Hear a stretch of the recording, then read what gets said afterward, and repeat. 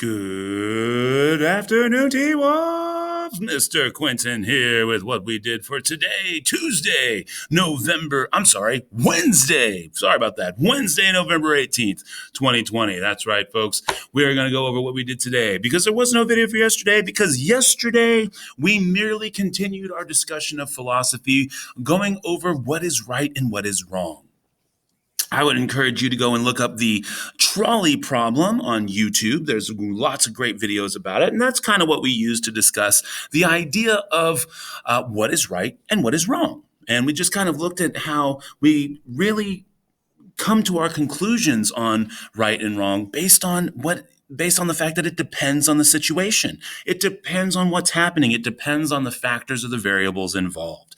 And so we carried that into today, where we have, if you are, of course, we'll pretend we're fourth period because we're already here, where we jump into quarter two, and then we go to week of November 16th and head into Wednesday. And you'll see that's right where we started. We've got a CNN 10. So folks, here's what I'd like you to do.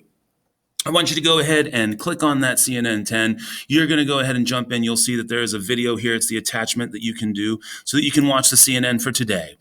You can absolutely go in after viewing the CNN 10 and do your 7 to 10. Folks, I'm having problems with people not paying attention to that. It is minimum 7 complete and complex sentences, preferably between 7 and 10 complete and complex sentences on your thoughts about the CNN 10. If you would prefer, there is an alternate prompt there that asks the question, how can you be sure that what you're doing is morally right?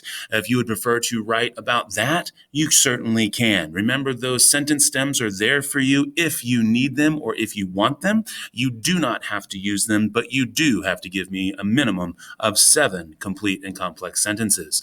And then the other thing that we did, we got into starting our universal themes of justice, religion, and the passage of time. And so we started with justice here. And so we asked, what does justice mean? Well, obviously, justice is more than just the meaning that we have here that says justice means punishing actions or words that are wrong and upholding things that are good. This helps ensure that wrongs will be ended and rights will be upheld, thereby leading to a safer society for everyone. But if you ask yourself this question, what if someone was murdered? Now, you don't have to know who they are. This isn't going to be one of those things where you have to pretend it's happening to you. But if someone was murdered and the murderer was caught and was fairly tried and fairly convicted and was truly the murderer, was justice done? I think most people would immediately say yes, because from a societal aspect, from looking at it from the aspect of our culture where we believe that justice is good and fair and punishes wrong to make things right, in society we would say that justice was done. But the problem is from that family's perspective who lost their loved one, they don't get their loved one back. That wrong can never be righted.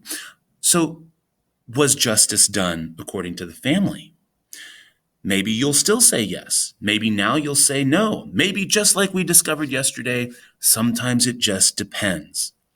And that's okay, because what we have is a universal theme. We understand the overriding idea of what it means to have justice in a society. And so we look at that from the idea of art, from architecture, through music, through literature. And when we go and take a look at art, you can see that this sketch of a sculpture that was made back in the 15th century, that's right, 600 years ago, we can still see that the idea of justice even then. Justice is blind. It doesn't see whether someone's a man or a woman, or tall or short, or old or young, or black or white.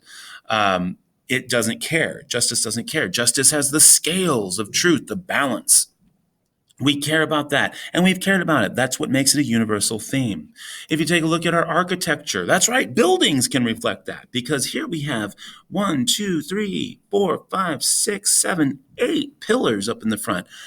Even number of pillars that hold up our institution, the Supreme Court building, that you can see. We feel that it's even. We enshrined it right here with the words, equal justice under law, in stone is how strongly we believe in it. And yet, Even though we have that, we still have eras of racial injustice. This is an American civil rights movement from the 1960s. This is a song that talks about how many roads must a man walk down before he's called a man. And yet, black men, and of course, black women too, but black men were called boys. They weren't called men, even though they were. And so this song spoke to that. We stab through that. We also see it through literature that takes a look at people who are wrongly convicted of crimes and how that is unjust. And so we talked about those aspects. And so I want you to think about that. Please take a moment and watch that video. Please take a moment and read the slides, chunk them. Remember, break them down into little parts if you need to. And then you're just going to fill out this slide. Answer this question of what do you think of now when you think of the universal theme of justice? You can use mine here as a way to help you kind of inspire you to write. And then don't submit it, folks, because we're going to pick up where we left off right here tomorrow. And that's what we'll do then. So if you have questions, of course, please send me a note in Schoology or send me an email. But other than that, I hope you have an absolutely amazing day. This is what we did today and a little bit of recap from yesterday as well, where all we had was the exit ticket. So I hope you did do that. We do have the quiz on Friday, so please be ready for that quiz. Also, we do have a test on the Wednesday after we come back from Thanksgiving break. So all that there. If you need me, send me a note in Schoology or send me an email. Other than that, I hope you have an absolutely amazing day. Mr. Quinton, out.